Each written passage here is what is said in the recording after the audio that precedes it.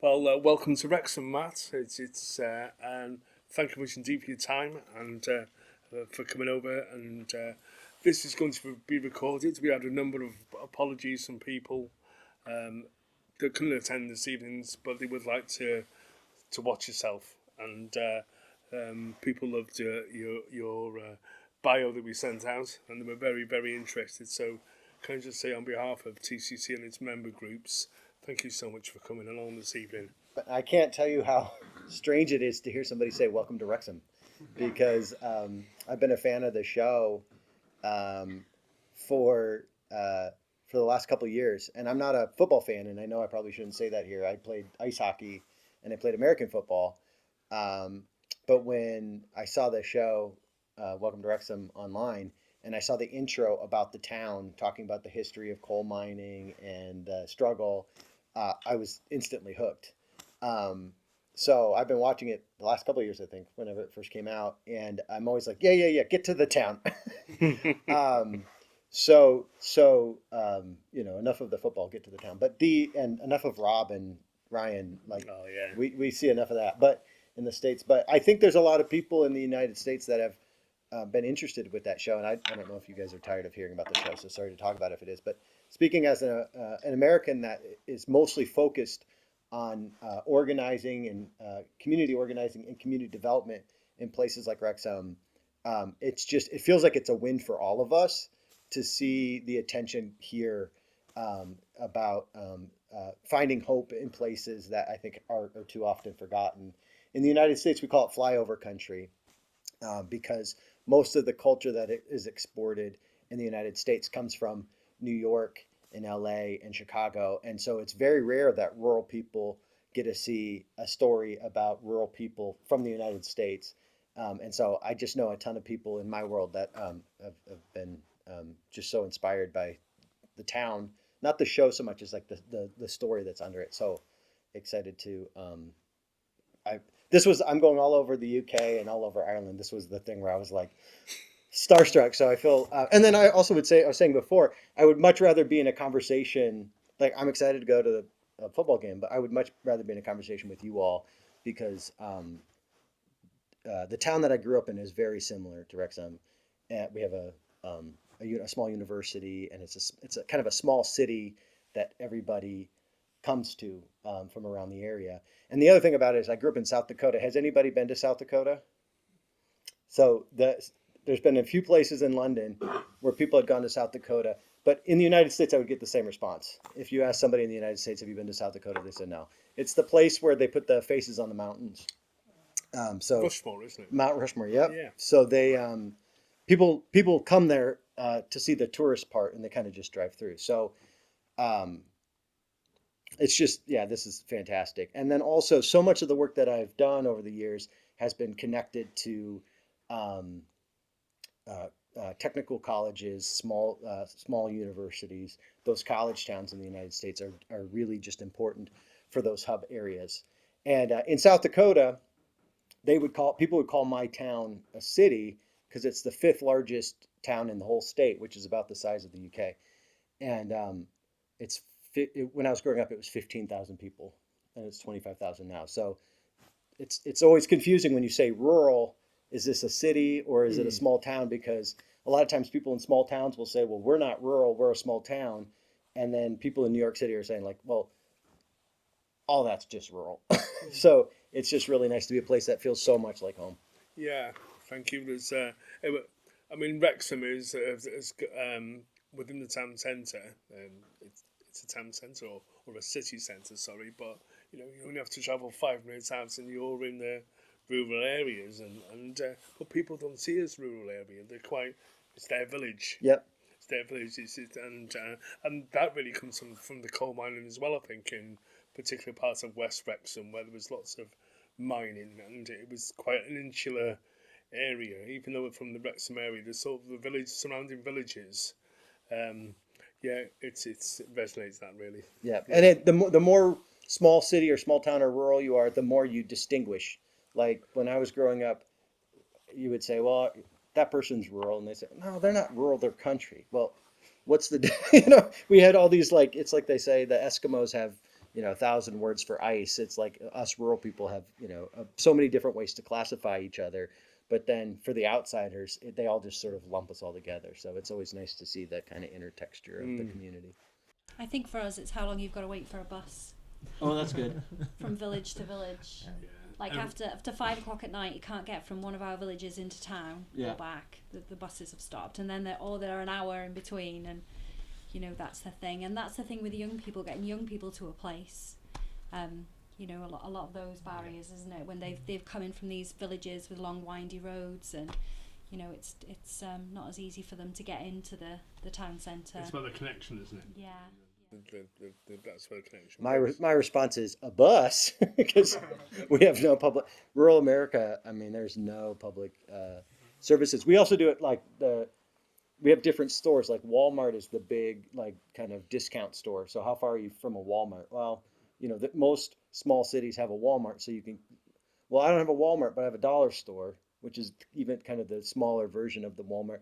And then, so that's how we all communicate, but we do it very much in a different way. And then you look at the United States, the federal government in the United States has 14 different definitions of rural, all of which make no sense to us as rural people. We're, housing per capita, or whatever. So it is interesting to have those conversations with people who actually get it.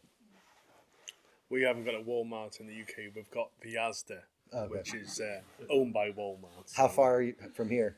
Oh, it's a stone's throw away from the Asda. So, Gotcha. So I know exactly where we are then.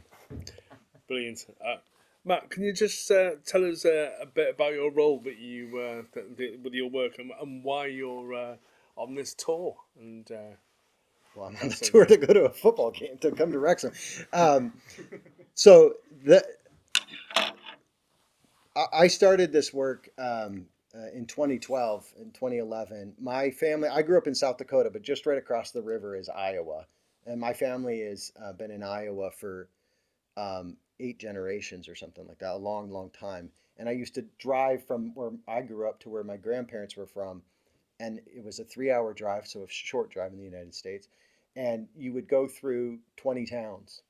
And through the late 80s into the 90s and the early 2000s, you could just see them going down. And that was one of the things that I always would have a conversation with my parents, especially my dad, as we were driving through, like, man, what is going to happen to these towns? And that was a real formative experience for me. In the 1980s, we had the farm crisis, where the price on corn and soybeans collapsed, and you could just see the domino effect of corn and soybeans going down. Next thing you know, people are leaving. Well, in the United States, your wealth is built around the value of your home. So if the value of your home is going down, there's no reason to repair your house because it's a depreciating value. And then, well, nobody's taking care of their homes. So then the communities go down. So then the people leave. So more people leave. And it creates this domino effect. And so I was just always interested in that. But at the same time, I was a rural kid from the United States. So I got out as fast as I could. And I left in high school. And when I was a kid in high school, I didn't go to the local university, but the local university had a slogan that said, it was South Dakota State University, you can go anywhere from here. So subconsciously, it was pushing the kids out. And they were saying, like, come here, get a cheaper education because it's cheaper here than the bigger cities. But as soon as you get that education, you should leave. And so I kind of did what everybody in my generation did, which was leave. And then through a series of events, moved to New York and LA and worked in media for a while. And I just kept missing home. And the thing that I was living in Washington, D.C., working in an office, and I was listening to the internet radio, and it was the radio station back home in South Dakota, and they were playing the Little League baseball scores, and I just got so homesick because here I am living in D.C. with all this big news, and then literally in my hometown they're like going through like what the different teams got, and I was just like, man, what am I doing here? So I kind of came up with an excuse to move back. At the time, I was working for an organization in Washington, D.C. I convinced my boss, hey, let me move back and work remote. So I started working remotely in 2011.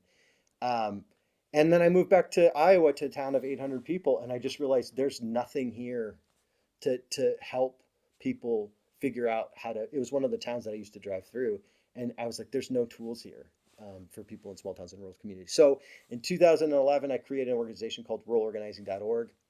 And at first, it was really just about networking people in these small towns and rural communities to each other. Um, and then in recent years, we did, and I saw some questions about the policy. In recent years, we've really built an advocacy mindset around pulling rural people from across the country together to advocate for federal policies focused on communities like Wrexham. So the policy, we just passed a policy during the last administration called Recompete, and it's all about communities that have lost industry in the United States. And it's all about providing technical assistance, technical support, capacity building, because in the United States, small towns have to fight with big cities for resources. And if you want to create jobs in America, the first thing they'll say is, well, how many million jobs are you going to create? Well, if you're going to create 10 million jobs, you're going to send them to the cities because it's way faster to get a job and to create a job in a city than it is in a rural area. So the Recompete program, we ended up winning $1 billion for specifically for small cities in the United States who could apply. They could get help with strategic planning, and then they could use that strategic plan to apply for big grants to do economic revitalization. And then that's so. How did that? How what happened with that? So we passed it, and I'll spare you the details of our government system, but we were able to pass it through the first round of funding, authorized for $1 billion. They currently have spent like 250 million of it, and then whoops, we elected Donald Trump again, and he's cut it all. So it's an example of, we're just watching all of these programs that we put forward just get devastated. So through that work, though, I was able to meet people involved more in politics, and I went and worked for the Kamala Harris campaign once it switched from Joe Biden to Kamala Harris, and worked on her rural policy agenda. And we were able to take all of these different policies from all of these different communities across the United States, package them together into the Kamala Harris rural plan. And the bad news is we lost, which is we could talk a little bit about why that happened. But the good news is that people are more organized in small towns and rural communities than they've ever been in the United States. And because we had some wins in the last administration, people are going to understand, I think, a little bit more about what's being taken from them, from the cuts that are happening now. And without people getting organized and working together, the cuts, there wouldn't have been the programs that actually meant something to them. So all these programs would have been cut, and they would say, well, what do I care about international aid? Yeah. But at the same time, it's international aid, but it's also a lot of domestic programs too. Matt, can we just ask you, thank you for mentioning that, can we ask you the first question? I mean, quite a few of these questions you've sort of covered, but Yeah. so the first question, what inspired you to become involved in organising? You've given a background to that, but what keeps you motivated in this field? Yeah, so both of those, I would say, I come from my family's very not political. Um, I don't think I could name a single parent or single person in my family going back through the whole line that's ever been involved in politics.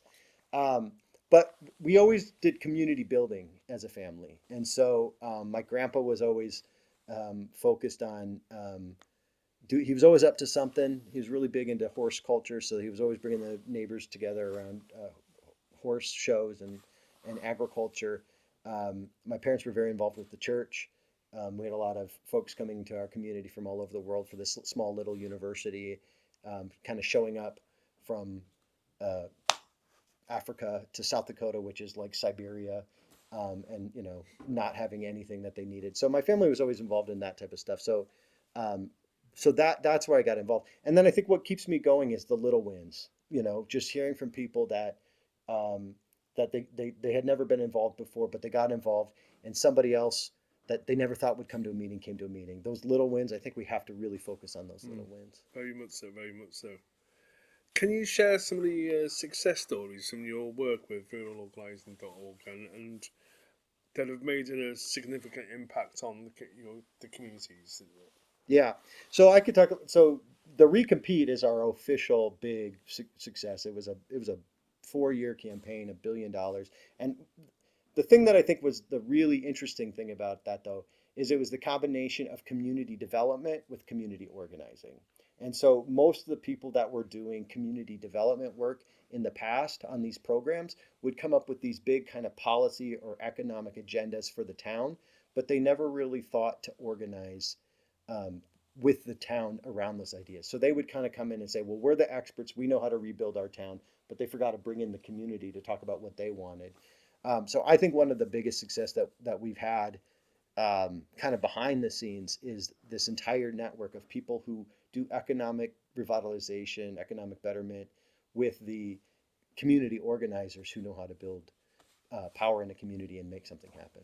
You mentioned some of the sort of like challenges that you've encountered in mobilising rural communities and how you overcome them. What advice would you give us to address something similar in our community in Wrexham? What advice would you give? I think for me, one of the number one things is that, like I was saying, the small victories. I come from along the organizers that I work with. We live in places where all we do is lose, and our motto literally became lose less. And to see losing less as a victory, um, it's funny because the first time we said it, we were in a church basement at a community meeting in the Appalachia part of Ohio. Probably a lot of people that came over from this area to the United States for coal mining. That's kind of where they ended up. And we had a person kind of in the back row saying, don't ask us to win, but we can lose less. And everybody in the room kind of laughed because that sort of summed up their negative optimism, I would say. Yeah, yeah. And it started there, and we started saying it at all these meetings across the country. And the first day I walked into the Kamala Harris campaign, the strategists were saying they had on the board lose less. And it was just something that has become a part of the culture of rural organizing, and not just through our organization, but all the other organizations doing good work. That cutting the margins, whether you're talking about politics or you're just talking about the negative things in a community, that would be one. The other thing, and I think this is something that you all have done better than anybody, at least how it's presented in the media and culture that we see in the United States, is, do you guys know the term appreciative inquiry? So most times you go into a meeting, and I learned this from actually more from community development people than community organizers, but I think this is a place where community organizers can learn from the community development people. You don't go into a community and you say, what's wrong with the community? Because you'll spend your entire meeting talking about what's wrong with your community. You have to go in and say what's right. And how do we take what's right, and how do we focus our efforts as a community on doing what's right more, and not just always focusing on what's wrong? Because if you just focus on what's wrong, you're just going to stay negative, and you're just going to be trying to focus on fixing what's wrong. But if you do things like you have a really good story around your football team, and you get, I don't want to over dramatize it because I don't know as an outsider what's actually happening. But you find something like a football team or a music festival. In some communities, they have really good music festivals, or you find some other cultural event that people want and they want to be a part of, and they want to experience the culture, and then you can build around that. So that is one of the things, kind of within that context of losing less, is um, finding not trying to do the big grand thing right away, but how do you sort of just make incremental steps, and not just on focusing on solving one problem after another, but sort of maximizing, the good and the potential of a community. Excellent, thank you indeed. I've got a question. Is that okay? That is. How would you? Mighty fine. Good. How would you sum up what you do? So people always say to me, "What do you do?" Yeah. So how would you sum asking? it up? Because I get a different answer to everybody. That's the thing. Who's I asking? send emails all day. Yeah, but generally, friends and family will say to me, or someone I haven't seen for a long time, "What is it you do?" And I'm like, "Oh, right." And it's trying to think of how to frame it exactly. So I'm just interested in what you use. So the way that I would describe it generally to the general public is, I would say something along the lines of, I help small towns that have seen better days, try and figure out how to see better days. So it's about helping small towns and rural communities find their full potential. Yeah. That's how I would say it to a general audience. But I get in rooms where I'm half of the time with community development people where they're like, "Oh, that's great," and then I'm with organizers and they're like, "Yeah, but what does that mean?" In a very good and healthy way, to kind of challenge it. Um, but build power. That's kind of more of how an organizer would say is like we bring people together to solve community problems. But then they would be like, "Yeah, well, what do you do?" And I said, "Well, I sit on Zooms and send emails all day." I mean, so sometimes it's like I had an organizer from France that said, "I want to come shadow you," and I think they pictured us knocking on doors all day, every day, and we do that during campaign season. But most of the stuff we have is just boring conversations. I mean, I don't want to downplay it, but this group likes half of the solution that we're working on, but this group has another problem, so we got to go talk to this group, and then we got to go talk to this group, and then we got to pull in this group, and we forgot to call them, and they're going to be mad if they hear about this. So how do so I don't know, what do you call it? Community. That's I think the term organizing just kind of captures all of that. But it's huge, isn't it? It's vast. I think one of the things for us, so we're broad based, and we have our member groups, and I think the difficulty is the way that funding is for us. So we don't take government funding at all as TCC. So we're always in this small pockets of trying to keep ourselves going. But then it's the same for all of the member groups as well. Everyone's really struggling, and it feels like between everyone that funds all of us, there's always that thing where we all know what really needs to change and we want to change things, but everyone's head down and struggling so hard to keep, our groups. I'm speaking on behalf of everybody here, but we're all just trying to survive. And it's kind of not that we've lost hope, but we just can't seem to, it's the space and the capacity to do the things that we want to do. And it's even difficult, and I'm sure member groups say the same things, when we're trying to get people to a place. It's so disjointed. I think we're really struggling with that. I hope I haven't overstepped with everyone, but we know that there is a need, and we know that people are interested and they want to do things and make things better. But trying to get people to a place, trying to keep ourselves going, and there's a lot of great people in our community who are organising, and they're just completely burned out. Yeah, that's kind of the situation that we're in. And for us as TCC, as the organisation, funders are really saying to us, well, what results are you going to give us really fast? But actually, we all need time. We need to support our member groups as best we can. And, we all want a better town. We all want a better place. But it's just so difficult for all of us at the moment. So I don't know if that's a question or me just giving you a picture of where we're at and seeing what you've got to say about it. Yeah, so this has come up. So I had some meetings in London with some funders, which is a little bit weird for me because it's hard for me to get a meeting in New York with funders. But I was somehow snuck into meetings with funders this last week in London who are not going to fund me, but are looking to fund people like you. And what I was telling them is that we are so focused on community organizing in a way where we just focus on the organizing. But for us in the United States, the community has dissolved. Yeah. And so when you say that we're going to do community organizing, you assume there's a community there. And whether it's out migration with people like me leaving the hometown to go somewhere else, or it's people sitting on their phones and watching TikTok videos instead of going to do you guys have a pub crisis? People are not drinking in the United States like they used to, and like it's freaking me out. We were talking about that before. There was people are not using sort of It's the third place, alcohol.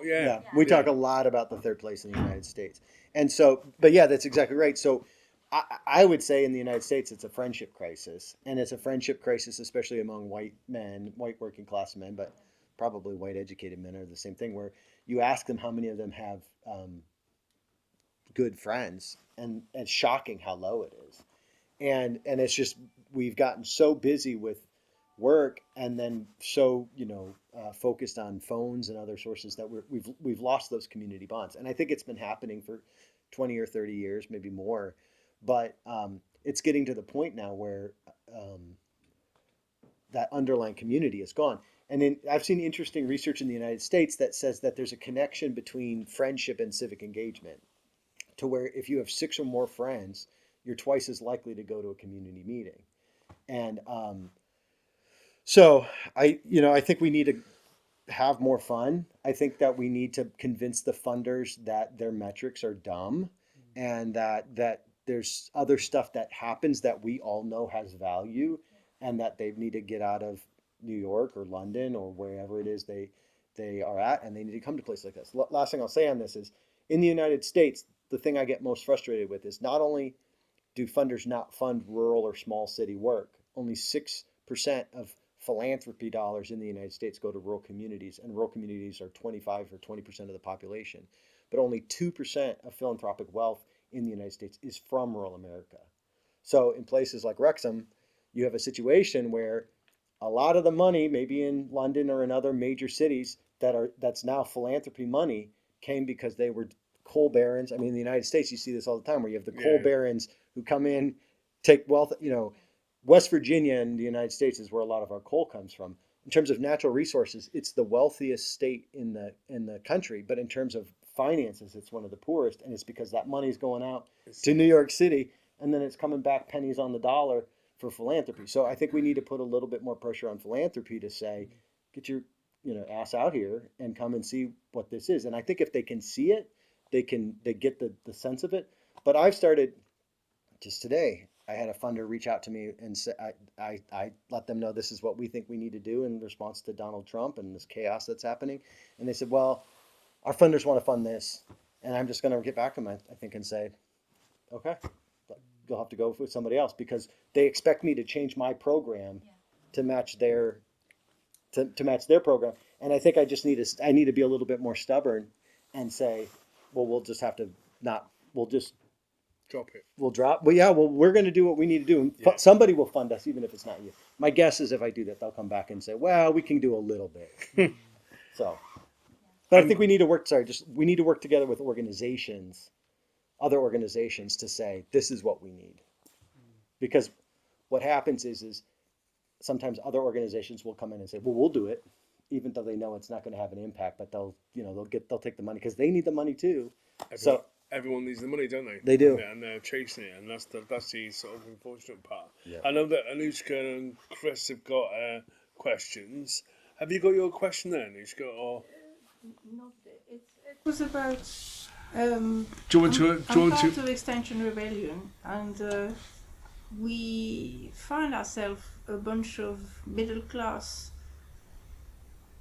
men, white, and there's not a lot of mix, and we're wondering why. And it's been a problem for us for a long time. How do we attract the community in general? How come we always the same people? Mm-hmm. Yeah, that comes up a lot in the United States, especially within kind of the rural context. One of the things that I've seen is sometimes it's best if we just get our group to go to another group and for them to see, like in the rural. So for example, with rural, people would assume that I'm always just focused on rural work. But a lot of the work that I do with rural organizing is making sure people in the cities know that, hey, if you need us to support your campaign, like with the Recompete program, it wasn't just rural. It actually was economically distressed places, which created an alliance between the small cities that are losing money and big cities like Detroit that are losing money. Because if we would have just made it a rural bill, we wouldn't have gotten enough support in Congress for that bill, frankly, because a lot of Democrats are in cities, and they would say, well, you're focused on rural stuff, but I'm focused on, cities. So when we decided and say, okay, instead of making this a rural thing, let's go to the cities and say, we have this idea for rural communities. It would also benefit you. would you be interested? It put us in a situation where we weren't trying to get people to come to our meetings. We were going to their meetings. And once we went to their meetings and we, we said, how can we help? And they say, set up those tables or, set up those chairs, very basic support. Then they were more willing to come to our help. And now you see there are rural specific programs that are being cut. And those people, the solidarity that we built with the city folks, they're coming out to support us. And so instead of just being focused on our group and saying, this is what we need to do, we tried to look out and get out of our silo to say, here's how we can support them. And I think once you have that solidarity across groups, people are a little bit more interested in getting involved in. They might say, oh, Extinction Rebellion is that's something I also care about and I could also go. But sometimes I think being a good leader means being a good follower of the other stuff that's happening. Does that answer your question, Lisa? Okay. Chris, I've got your question here. Do you want me to pass it to you so you can, all of you... If you're happy for me to ask it? Yeah. Okay. Well, I think a lot of us here were probably fascinated by the presidential campaign between Harris and Trump. And then we're also fascinated by this current outcome and how it's all developing. So we'd be fascinated then, because you did have some involvement. I just wonder, what sort of lessons do you think we might want to learn or think about as we do our campaigning one way or another in this country? Yeah, I didn't see what happened with that election. I turned off the TV Tuesday night, November 7th, and I haven't turned it back on. So, yeah, about the campaign. So, I don't even know where to start. It was a surprise to me to be asked to go onto that campaign because I'm used to being ignored as a rural organizer. You're used to just kind of people talking about you without you. And the way that it happened is a friend of mine worked on the Obama campaign and was one of the early organizers that organized for Obama in Iowa, which for any United States political junkies, once Obama won Iowa, a very white rural state, then everybody in the United States were like, oh my gosh, Obama could win the United States. So it was those early organizers in Iowa that really propelled Obama into his presidency. Obama always has a very special place in his heart for Iowa because that's where he first was shown that he could win. Also on that note, Barack Obama did better amongst rural voters than any other modern Democrat. And so people think that there's a lot of this racist backlash to Obama when in fact a lot of people in small towns and rural communities voted for Obama, which a lot of American pundits miss. So I know I work with people that worked in that space. Once Harris switched, because apparently Biden had some breakdown during a debate. If you saw it, it was absolutely horrifying. But it was just very clear that Biden wasn't able to proceed. And so when Vice President Harris took over as candidate, she brought in a bunch of her team, and a bunch of them were connected to Obama. And they got there and they said, oh my gosh, there's no rural director. Biden has no rural director. And so they said, hey, can you come do this? And I was, very much excited to do it. And it was amazing people on that campaign, people dedicating their life, for whether they started with Joe Biden or they were there with Kamala Harris. But it was just too little too late.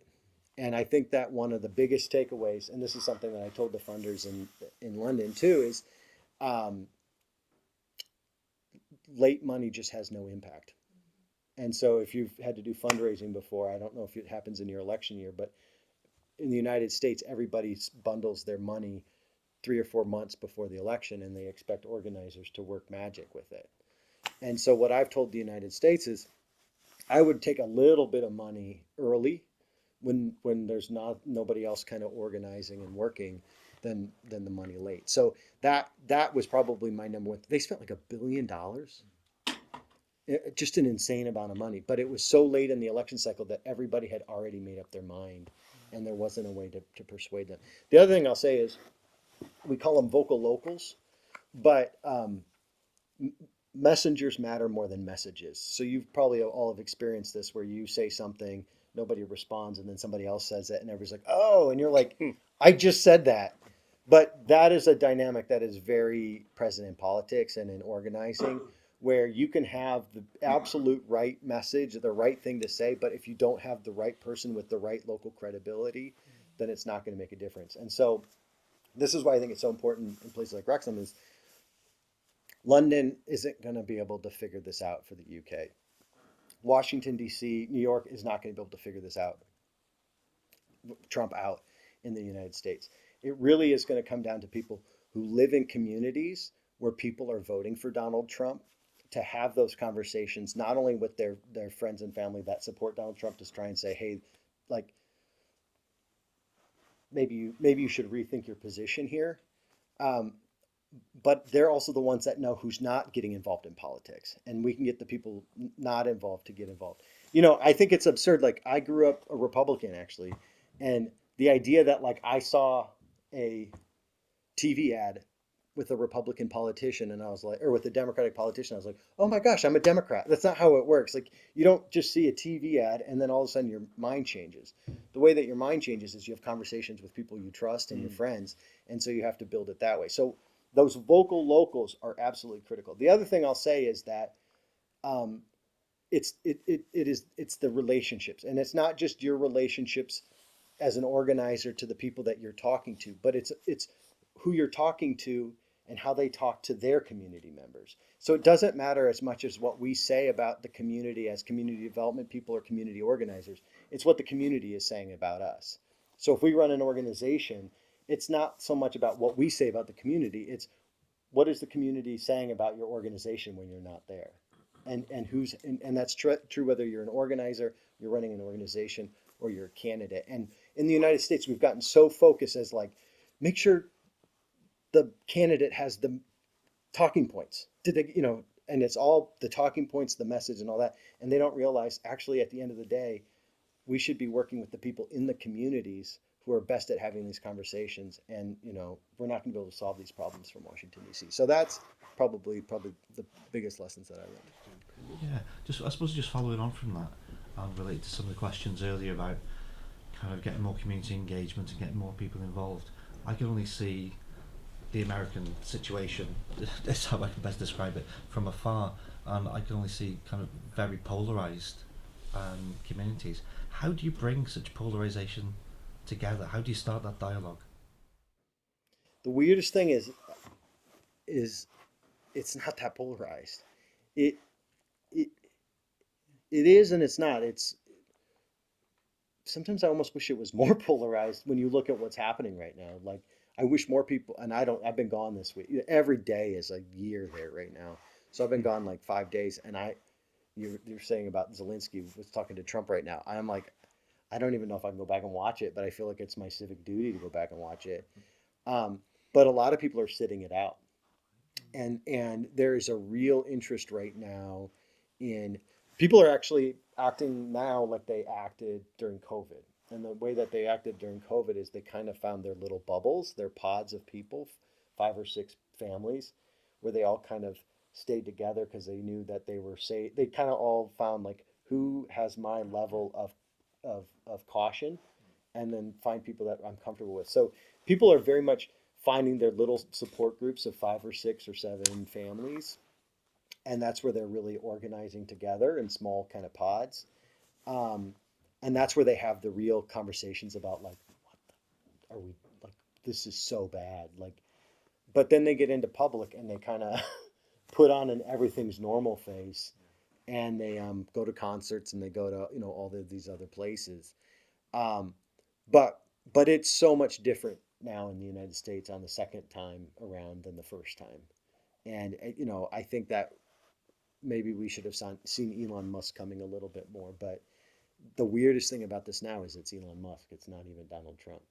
Like, the family that I have working in government, and whether it's for a small university or whatever, they're cutting programs. Like, my dad was an agriculture biologist, and they're cutting programs for monitoring mosquitoes, the mosquitoes that carry disease, West Nile, that kills horses and livestock. Why would Donald Trump cut those programs? It makes no sense. So it feels like we don't actually know what's going on because I could picture them cutting foreign aid as nationalists but they're cutting everything. And then the next thing is they just passed a tax bill for billionaires. So like literally they're saying you can't have money to monitor mosquitoes to keep your horses and your livestock from dying. And we're going to do $1 trillion budget cuts for billionaires. So it's bizarre. And the number one thing that's happening, and we should have seen it coming a lot more, is for the last 20 years, there's been a massive disconnect between public opinion and policy passed through legislation. And so what they found is that our system, because so much money is in politics, because what the Supreme Court did 15 years ago, that it doesn't matter anymore what 90% of Americans think. It's what does the top 10% think, because the Congress really only represents the top 10%. And so, so for a lot of people, they feel like the government has never been responsive or haven't recently been responsive. So I don't know. I don't know when people have that breaking point where it gets so bad and then I don't know what happens because the richest man in the world is like in charge of our government. Speaking neutrally, I think looking at the UK, people start to get bothered when the policies affect them. Yeah. Before they affect someone else, it doesn't really matter. Yeah, so they're wanting to cut Medicaid, which is our health care for low-income families. They're doing weird things, like they're messing with our post office for the mail carriers, and I think we're a couple months from it actually impacting people, and then we'll see what happens. But this is the craziest thing about what's happening in the United States right now. Did you guys see the wildfires in LA when all the actors had their houses burned down? So I was flying into LA the day that they started. They started at like 10:23 a.m. I flew in at like 10:30. I landed in the Hollywood airport, and it was my plane was bouncing as we were flying because the wind. I have never seen wind. I grew up in the prairies in the United States, and the wind just blows. This was wind like I had never seen, and I could see a little plume of smoke on the hill, and I thought, oh man, because they were saying this is wildfire danger weather. And I go to a meeting. It's in Hollywood, and it's in a big glass building, and you can just see the whole mountain is on fire. And they're saying the wind. We've never seen wind like this. The fire department was completely overwhelmed. Well, most people that are watching conservative media didn't even know it was windy that day, because the way the conservative media was saying is they said Democrats drained all the water. And the reason why the fires were out of control is because there was no water to fight the fires, because Democrats were too concerned about a trout, that the environment was, they were protecting the trout from environmental hazards, so they drained all the reservoirs.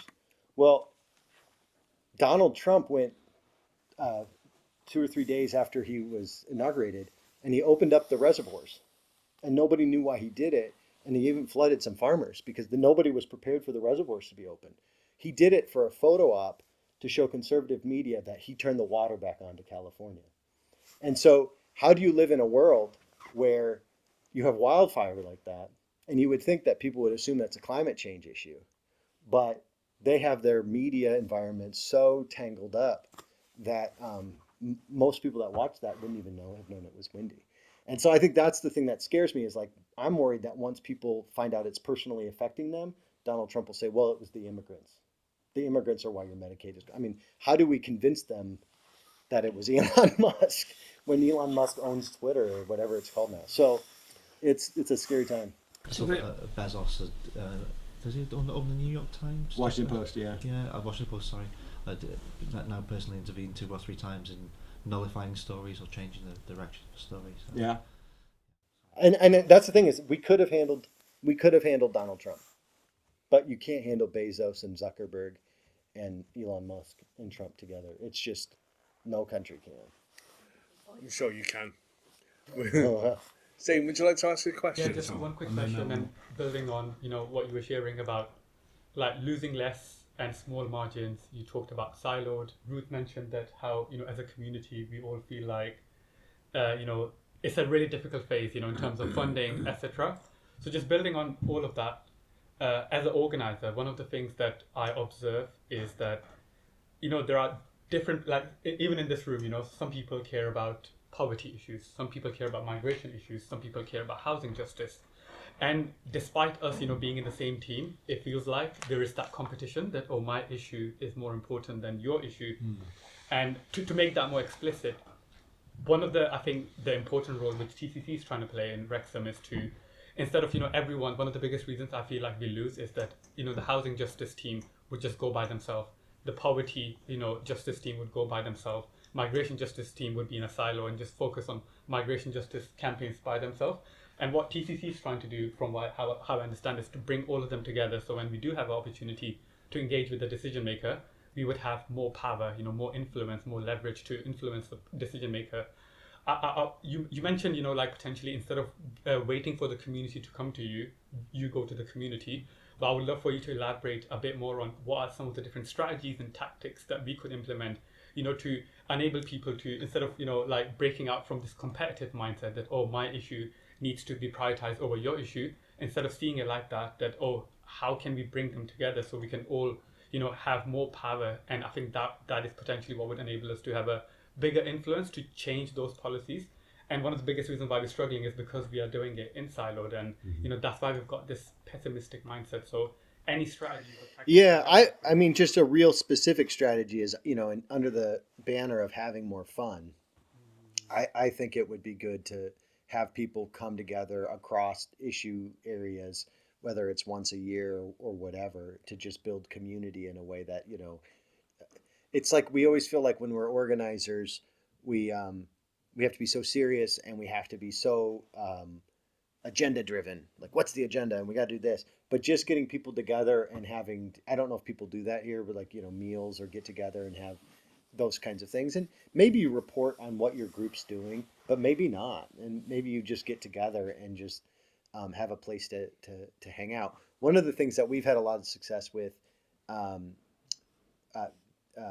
group is, even in a virtual context, creating almost like a support group for people doing the work. Because in the United States, it's exhausting to be in these places where Donald Trump has really been taking over for the last 10 years.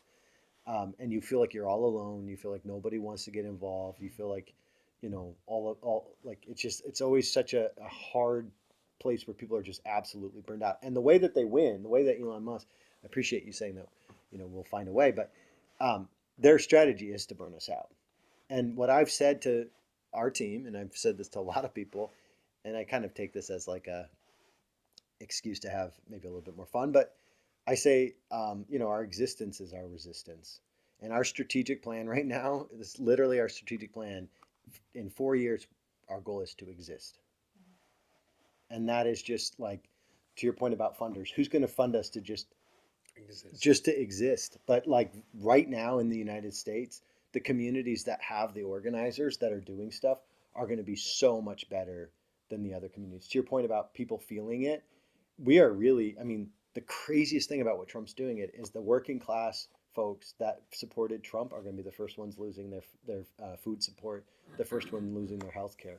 And it really is going to come down to these pockets of places where people know each other.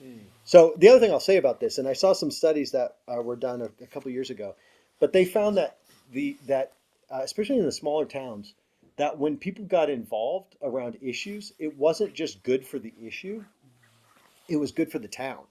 Because whatever the issue is, but if just being involved in advocacy or organizing or whatever, you meet people and you find people from other communities, and you find out, in sociology, you have bridging capital, which is your relationship with other communities. And in small towns, especially, you have bonding capital. So bonding is your friends and neighbors. Bridging is how do you connect with people on the outside. And oftentimes in small cities, we all know each other's families, we all know each other's business, but we don't know people 10 minutes away in the town down the street. We don't know how they're doing it. And so getting involved in the advocacy, it actually increases those bonding capital. So that, I think, is really important. And what we saw in the United States, so the work that I started doing in Iowa early on was in a congressional district that was it was the first white nationalist member of Congress 10 years ago. And you know, that work was so. The idea was that it was the immigrant rights group's job to deal with the racism, or it was the black group's jobs to deal with the racism. It was everybody was sort of hoping somebody else would deal with the white nationalist threat, and we all were working on the environment, or we were all working on economic development, or we were all working on our own issue.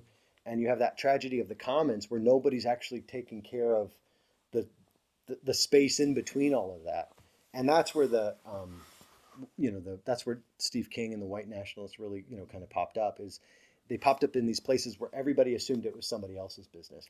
And right now, Donald Trump is everybody's business in the United States. And we were kind of the weird ones because we were early on talking about this threat of, I was saying it with another group, we don't really say fascists in the United States, but we were scared about the far right coming up, but people thought we were the crazy ones. But we were the ones that were just paying so close attention. So you see what Trump's doing now, and it's like, well, yeah, that's what he said he was going to do. He's been saying that all along. Yeah. So anyway, I think that idea that getting involved is not just good for your issue, but it's good for the community, creating a fun environment where people can come together, and then to recognize that you do have threats, I think, in the UK and as well, that are, we all kind of treat it as everybody else's business. But if you don't find a way to address it, it's going to be here before you know it. Thank you. Jackie, did you have a question at all, or? I didn't. I was just going to say, like, boycott. Like you were talking, couldn't we? Like I was reading today is like the boycott day to boycott Walmart and Amazon. You're talking about Jeff Bezos and all that. Yeah. Like, is there something we could do where we all boycott all the big corporations and only and use just the small businesses, and use cash and all that? I absolutely the Europe's boycott and the UK of Tesla, like that stuff is breaking through in the United States, and I think Zuckerberg and Facebook and Bezos with Amazon, I think they're problems, but Elon Musk is a whole other level. And the irony about Elon Musk is he's built his businesses off of U.S. taxpayers paying for his spaceships, and a lot of the technology was developed by U.S. taxpayers for the electric vehicles. So yeah, I think that they are. And in the United States, I think that's where a lot of our heads are going. Is that it really for these people comes down to their stock price. And like, have you been following the price of eggs in the United States? Yes, I was. It's ridiculous, isn't it? The people, what's it, $10 is it? Or something? And that's when people change, don't they? When they realise that they're basics. I hope, but yeah. So that idea of like they've taken over our government, but we can still control the market is something where I think a lot of people are looking at. Another question. Of course. Like in another group I'm in, we're all together working for, for the community. But when you're talking to people, to volunteers, you can sense that they have different political views, but we never talk about it. Is there a way? Can people have a positive effect on the people that are obviously racist? They're obviously anti-woke or whatever. How can we talk in a way that doesn't make them think, like, I don't care if I'm racist, I don't care if I'm this, that and the other. How can we make them not be racist? Yeah. Man, if I knew the trick to we'd live in a different country in the United States if we knew how to do that. What I will say is that there's some interesting things in the U.S., and I don't know how to do it here, but in the United States, the working class people, that's the most diverse class.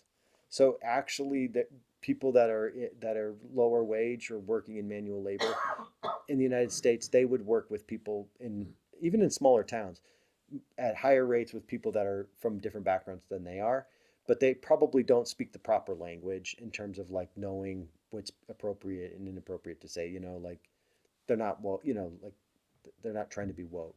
So in the United States, we have this dynamic where you have very highly educated people setting the tone and the language and the rhetoric in a very proper way, but they themselves are not very connected to multicultural communities.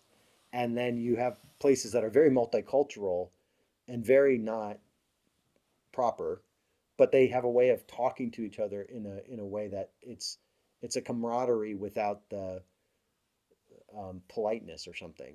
And I think it's been hard for us in the United States to distinguish if somebody's actually racist and has racist views, or they're just not, educated in a way that the people who sort of establish the proper language would prefer you to talk about it. So it's been interesting where you would have people who are very proper and don't say racist things, doing racist things, being uncomfortable when they're around communities of color and things like that. So we've been really trying to distinguish between, is this person racist? And frankly, you get to a certain point where there's just nothing you can do with people, or are they, do they have good intentions, but they just kind of see it a different way? And I think we've been, more focusing in on those types of people. But yeah, there's about 20% of the United States population that I do not know how we reach, like no matter what. And what we try and do is find the people who are more likely with us and more in agreement on us, and get them involved and spend our energy getting those types of people involved than trying to win over people that are completely unwinnable.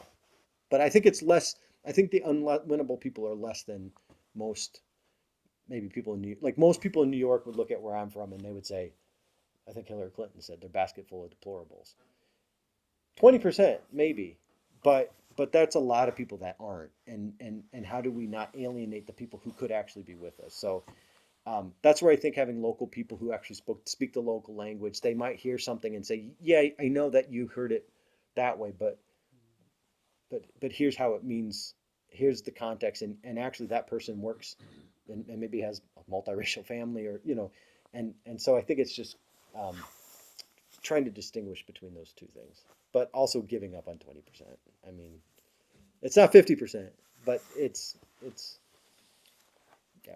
Thank you, Matt. I know that Chris has got another question to ask, if that's okay, Chris. Just to make you feel a bit more at home, I should say my American football team is the Washington Commanders. Oh, there you go, yeah. Okay. And coming on to the question, I can see two areas where both in the UK and in the USA, we both organised, but to a greater or a lesser extent. And then looking at both of them, the first one is trade unions. We're probably more organised with our trade unions, but I'd be interested in your insight on the trade unions in the USA and how they operate. And to some extent in this country, we've had trade unions operating for around about 100 odd years, a bit more than 100 years. And I just wonder to what extent they might now not be taking us forward, or are they taking us forward, but obviously for USA. And then co-ops. Co-ops meet people's need, they don't meet people's greed, and co-ops are bottom up, not top down. So I think that's a very strong angle on organising. But we don't have enough co-ops, so I can talk about them, but we still need more of them. And I just wondered to what extent you've got flourishing co-ops in the USA and that deliver in the way in which I've described. Yeah. So does everybody get the Washington Commanders reference? So that, speaking of organizing, so I live in Washington State, which is the Seahawks, which is on the other side. But in Washington, D.C., the team is now the Commanders. And but my whole life it was the Redskins. And which is interesting because I grew up in South Dakota, which has a real strong tribal community, and they fought for years to get the name changed from Redskins to Commanders because of Redskins is a very racist word. But yeah, no, that I now see the Commanders logos and stuff in Washington D.C. when I'm in Washington D.C. and it's like that was a fight that frankly started in rural America where a lot of the tribal communities are based, and it took them 20 years to get to the point where they could win that. So I think that's one of the very interesting story, especially around cultural organizing.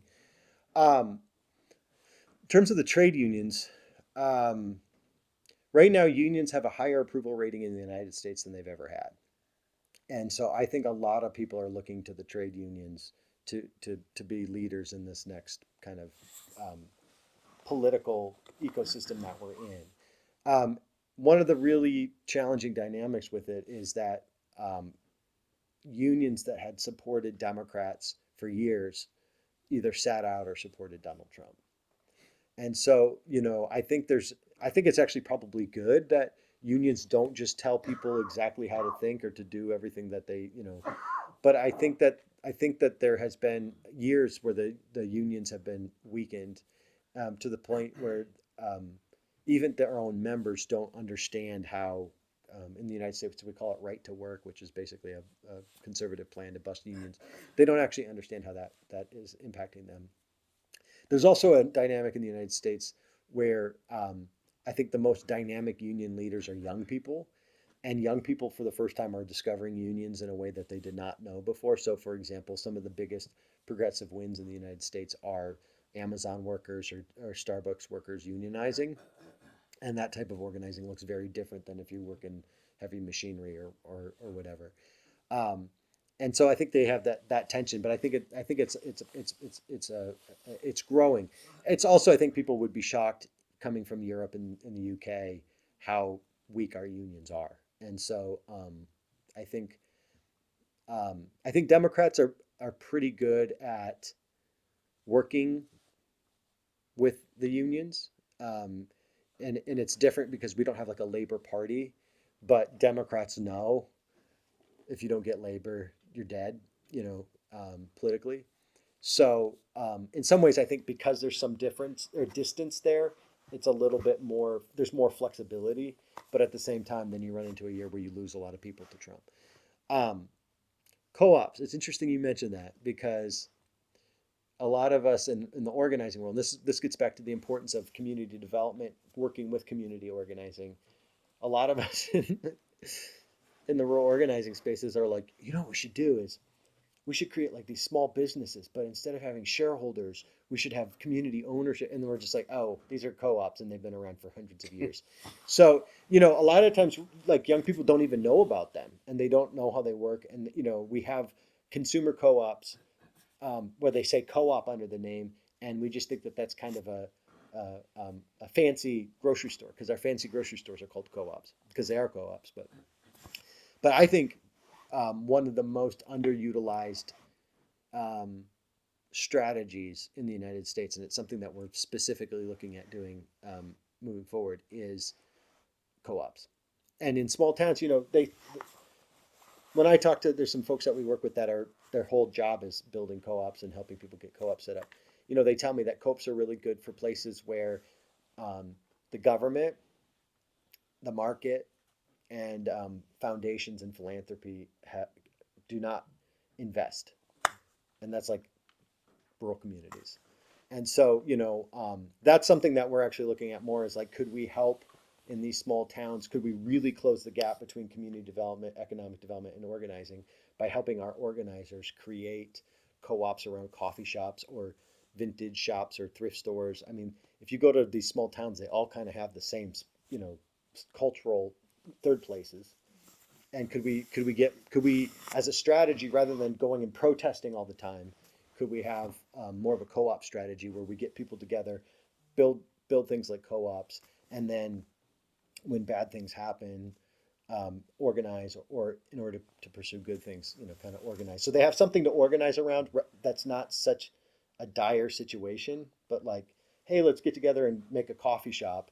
And then, oh, by the way, when we organize, we'll meet at the coffee shop. I think it creates that community, I think, in addition to the economic opportunity as well. So I'm sure you know a lot more about co-ops than I do, but it is funny how, especially young people, think they're rediscovering something that's been around for 100 years.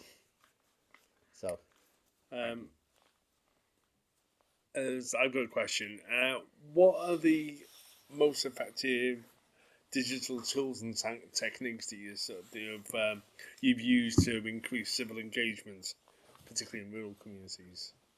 So one thing that I think has happened is I come from a digital organizing background, and I think within the context of the collapse of community, that we've almost gotten overly focused on digital, and we forget that the whole point of digital is to connect people, and sometimes people who have never done community organizing at the local level think that the computer or the digital organizing is going to solve all their problems.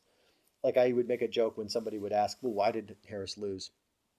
And I would say, well, we didn't send enough spam emails and PDFs, to people. So I think we've gotten too focused on just, oh, I can send a message, so let's send it. And we use digital. I mean, after COVID, everybody knew how to use Zoom. Before COVID, a lot of the older folks in our network just wouldn't bother with it. And we would say, hey, we're going to do a meeting. We're going to put it on Zoom. And they'd say, no, not for me. But then they had to learn how to use Zoom to talk with their family and their grandkids and stuff. So Zoom is the number one thing that we use. And we take running a Zoom meeting very serious in terms of making it feel a little bit moderated, not making it a free-for-all. People now know when they're on mute and when they're off mute, which took about 7 years. But we're getting to the point where it's you can have a meeting and you can organize it. I'm involved in my local Democratic Party, and the county that everything's run through is probably half the size of Wales. I mean, it's a massive, massive county, and you have to drive in 45 minutes to go to a meeting. I convinced them to create a Zoom situation, so you have cameras kind of like this. So I'm like the Zoom guy for the local Democrats, because now everybody from the rural areas can go and participate in the meeting. They actually figured out ways to write in the bylaws how to vote by Zoom. So that's been a huge benefit for us, and to try and figure out how do you actually kind of build that community and relationship over Zoom. There's people that I've worked with on my team who I've worked with now for 5 years. I've never met them in person because they're they live what would be a 30-hour drive away from me. So the United States is a very big place, so we use it that way. The other thing, So 20, 30 hours. yeah, it's probably 60 hours across the country. No, what Right, is it? okay. Who's done it? I haven't done it, but my parents live halfway across the country. It's a 30-hour drive to them. Right, okay. So I thought you meant the county the way you live. Oh no, the country. Yeah, across the county is Yeah. maybe 2 hours. Yeah. No, but so we work with people in a bunch of different states, and so with the Zoom, I've never actually met them in person. So the other thing we did, and I don't know how this translates because this is probably very culturally specific, but people love their yard signs for politics or issues. People have called them garden stakes here, or the things you put, the signs, whether you put them in your window or your yard. Obsessed with them in the United States. But nowadays, people are terrified to be identified as not supporting Donald Trump. And so we would pass out signs, and we would say, not do you want a sign, but we would say we will give you 10 free signs. And we ship them in the mail to their house. And we tell them, we'll send you free signs if you put them up in your yard and you get 9 of your neighbors to put up signs in their windows or in their yards. And then they had a little QR code so they could snap a picture of it. And then they filled out a form with the QR code. And then literally it put on a map where all of our supporters are. So we would actually, like an advertising company, like Coca-Cola or something, buy a list of people we thought were progressives based on the big data, send them a message and say, do you want to sign? 90% of people said, this is trash, you're spam or whatever. But 10% actually put up signs. And then we could go back and see who actually put up signs. And we could go into our map and say, oh my gosh, this little town that we didn't know anybody lived in, they just put up 10 signs. Let's send an organizer there. And let's bring them together and say, oh, by the way, you're not the only person who opposes Trump.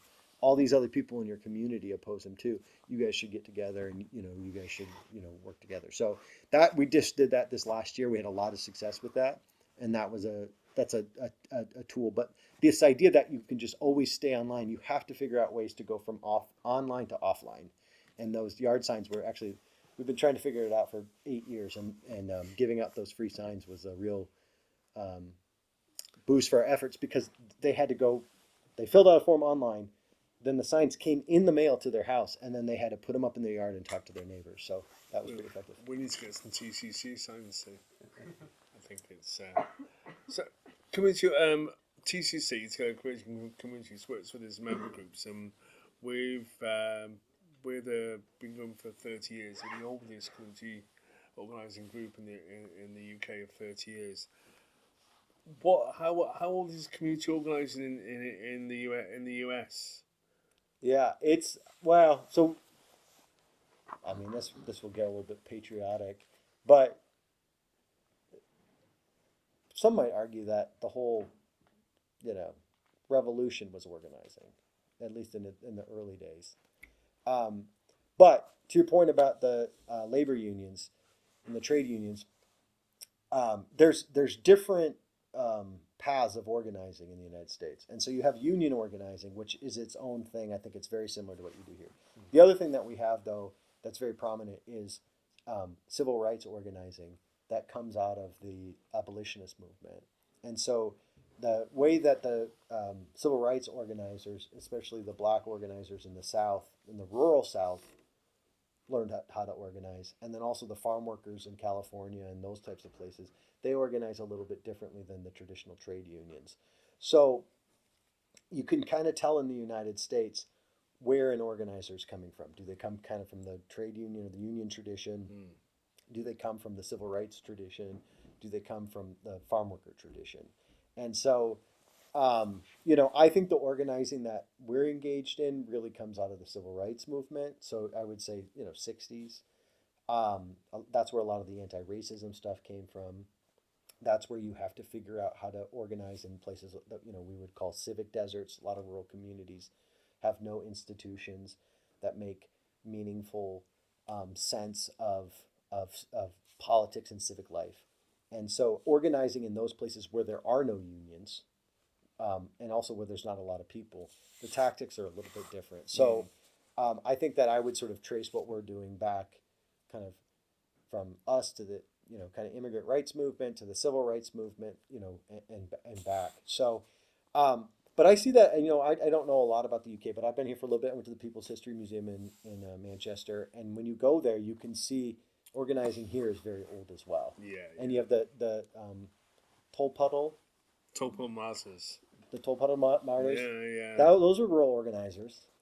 So, I think that one of the things that we've done in the United States is gone back and rediscovered that history, because people had the impression in the United States, well, people in rural America don't know how to organize. It's like, what are you talking about? The civil rights was rural, and you had, I went through the People's History Museum and I took pictures of I have it on my phone, but the mine, a lot of the stuff around the miners and the solidarity with other communities, that was happening in rural places. And so I think some of what we do is just going back and rediscovering that identity that we have. And I think you have that in the UK too. I just wanted to plug TCC, that was all. So I think that we're going to sort of wrap it well over time. But it's been great. Can I just say thank you to Zane from the Civic Power Fund as well for actually being able to organise this. So thank you much indeed.